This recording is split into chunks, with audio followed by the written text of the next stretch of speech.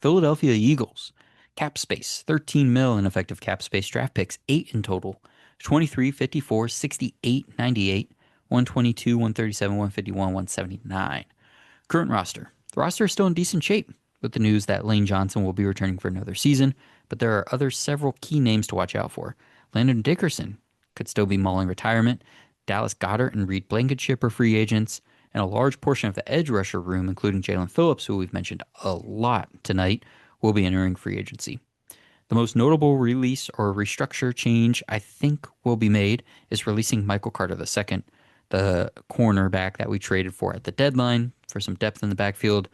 But we want to keep Cooper DeJean in the slot as long as we have three corners on the field, so there's really no room for Carter. And we'll create about 9 mil in cap savings if we do that. And that money can go towards an outside corner to keep DeJean on the inside. Tyler Steen is also a player that didn't work out at right guard last year, stepping in, but there's a lot of context there. The coaching or the whole line was banged up all through the year, and things soured between Jeff Stoutland and the rest of the offensive coaching staff, as we have now learned. Um, so with a clean slate and hopefully better health, I'm not panicking and making a huge overcorrection at guard. But we'll definitely add some competition there one way or another. It wouldn't stop me from taking an offensive lineman at 23, but it wouldn't necessarily mean we have to do like everything is built around replacing Tyler Steen. Philly would be happy to take an offensive lineman at 23 and say he can compete with Steen. He might be a guy ready and wait. He might take Dickerson's spot at left guard if Dickerson retires. He might be a guy that replaces Lane Johnson in a year or two, right? Like if they took a Proctor or a Lumbu or something like that. Um, but Steen, like I'm fine leaving there and just kind of seeing what happens, creating a little competition some way. Free agency. Our priority in free agency is going to be retaining edge rusher Jalen Phillips. So I've mentioned him how many times for how many of these other, all seven of these other teams maybe. But we traded a third round pick for him. He's still young. We want him to be here for a long time. That said, we're going to have a hard out at like 19, 20 million based on our cap situation. So Washington, as I mentioned, price him out quickly. Uh, if we are going to retain him, let's assume we're able to do that. That leaves holes at cornerback, safety, and tight end for us to fill in the draft.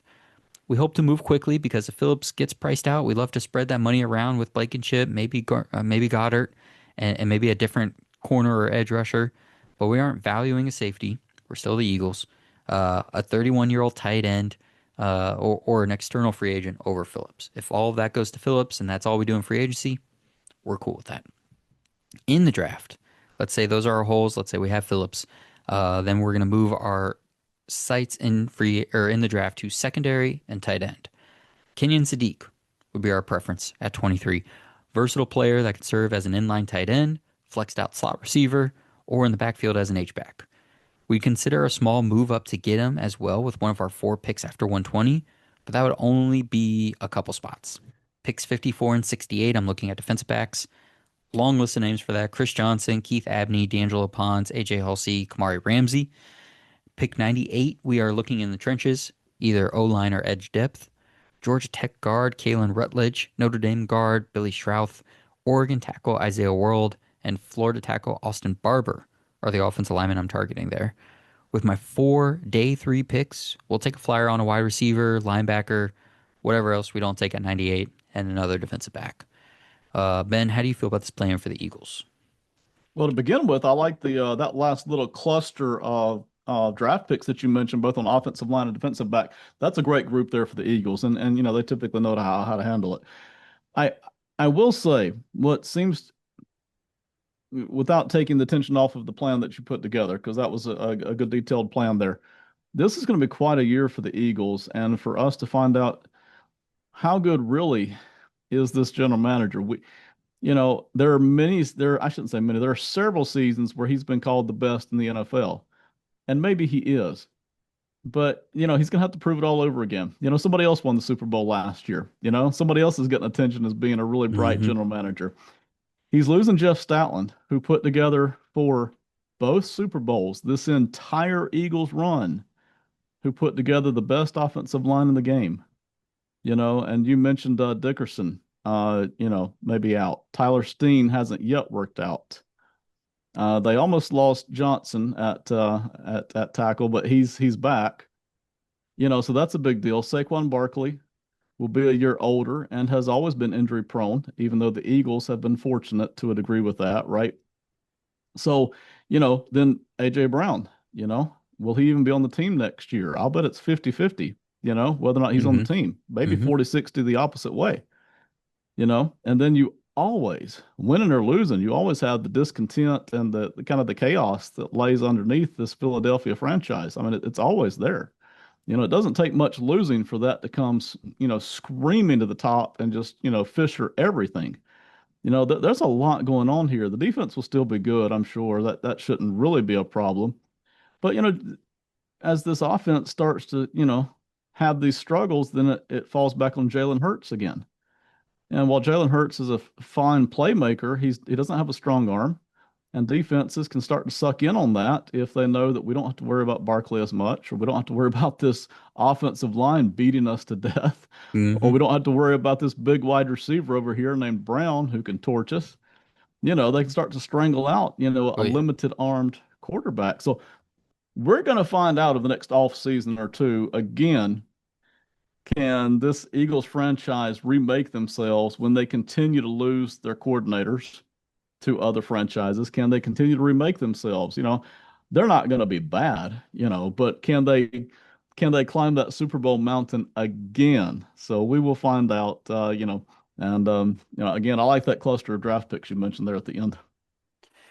What do you think between Statland being out, with all those questions you mentioned, what do you think is the most important thing they can do this off season to insulate themselves from that? Like what's the one thing where if you're Howie Roseman, you're like, I've got to get this one thing done if I'm gonna protect myself from everything that's happening around here. Yeah, I tell you, to me, it's not too dissimilar. Listen, these franchises are very different, but the situation will be similar. It's not too dissimilar to what the Commanders have to do with Jaden Daniels and what the Broncos kind of have to do with Bo Nix and what the Giants, to a lesser degree, will have to do with Jackson Dart. You have these guys who you trust at quarterback, but they're not brilliant passers. Hmm. This isn't the next Aaron Rodgers, Brady, Manning group. Right. These are sufficient guys, right? They're good leaders and everything, but you're going to have to insulate them. So I think they've got to, even without Stalin, they've got to get this offensive line back up and running to some degree. Oh, yeah, it's not bad, but they got to get it closer to what it was. And they've got to make sure if they lose Brown that they pull somebody else in, like a Denzel Boston or a Hmm. Chris Brazel or somebody Yeah. to fill that role. It won't be quite one for one, but at least that body type. Yeah. If Brown, if you do something with Brown, if Brown's not on the team, wide receiver immediately like vaults up. And I mentioned Sadiq as a pass catcher, but like the thing with Sadiq, and I mentioned him as the top target for two teams here. These are really the two teams I like him like the most for. So when we do the rest of these War Room series, like I'm not going to be mentioning Kenyon Sadiq a whole lot, I don't think. Um,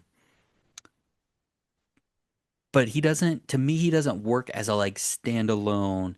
You get this guy and this becomes like a huge part of the offense. He works in this offense if everything else works the way it does, because you have Devonta Smith, AJ Brown, Saquon Barkley, an offensive line, some version of a Hurts run game, and then Sadiq's just like filling in all the gaps, right? Because he does a lot of like little stuff well, but I don't see him as a Trey McBride, Brock Bowers, like feed 10 plus times a game, go do stuff, right? Maybe close to that, like Colson Loveland like can kind of break things open 5, 6 times a game to a degree, but like that would be like ceiling. I view him maybe even a small step down from that. But he fits well here because of all this other stuff. But yeah, if AJ Brown is out the door and you're sitting there at 23, you're like, oh man, I gotta like gonna draft Denzel Boston and hope that replacement for AJ Brown works. How'd that work when Tennessee had to trade Traylon Burks at 18, right? Yeah. Um, yeah, that'd be tough. I would you if AJ Brown doesn't walk into Howie Roseman's office and demand a trade and like say I'm not coming to camp, I'm talking in the media. I'm not showing up. This is the last time I'll be in the Philadelphia facility. If he doesn't do that, are you keeping him or are you trying to trade him? Yeah, I would keep him just because of the talent level. You know, what honestly, whether Brown's there or not, there's going to be discontent and strife in this Philadelphia Yeah, if it's not him, franchise it's going to be somebody else anyway. So, with somebody else. So I would keep him. If he's willing to be a part of the team, then I'm going to keep him. Part of that too would be, hey, I just don't want to have too many changes going on this offense in one off season. I know I'm going to have to slowly remake this, because of Stoutland and my offensive linemen are some of them starting to age out here. It's hmm already, I mean, it already started with Kelsey at center, what, 2 seasons ago now. Yep. Now we're losing Dickerson, and then eventually, it's not far off for Lane Johnson. So I kind of hate to remake the offensive line the same season I'm letting go of Brown, but I may have to do that. I may not have a choice. Yeah. Yeah. If you can keep all those pieces on offense together, Sadiq feels like he'd be the perfect have a kid to save the marriage, right? Like everything here is a little Oh rocky, but God. look at Kenyon Sadiq. Look at this cool, rocked up dude that's doesn't seem like he'd be a blocker, but blocks a little bit and you know, right? Yeah. And he plays a little bit like Goddard did when, and Goddard's best version of himself with this offense. So I think that could be fun for a year. Um, don't do that, everybody. That wouldn't work. All right, Ben, first Are you war. talking about the kid or are you talking about Kenyon Yeah, well, Sadiq here? anyways, Ben,